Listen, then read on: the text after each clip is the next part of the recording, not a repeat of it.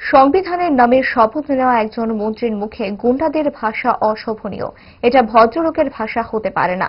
ভাষা প্রয়োগে সংযত থাকতে হয়।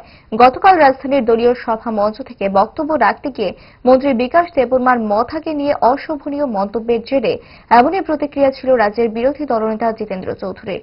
কি প্রতিক্রিয়া জিতেন্দ্র চৌধুরীর, দেখুন। মন্ত্রী বিকাশ দেববর্মা যে ভাষায় কথা বলেছেন, এটা তো একটা ভদ্রলোকের, এবং সেই ভদ্রলোক সংবিধানের নামে শপথ গ্রহণ করে তিনি একটা মন্ত্রী পদেও আসীন আছেন। এটা একজন ভদ্রলোক এবং একজন মন্ত্রীর ভাষা হতে পারে না, এটা একটা গুন্ডাদের ভাষা। এবং আরো দুর্ভাগ্যের যে রাজ্যের যে মাননীয় মুখ্যমন্ত্রী একই মঞ্চে তিনি আছেন, সে মঞ্চে আবার বিজেপি দলের সভাপতিও, আবার আমাদের দেশের সাংসদও,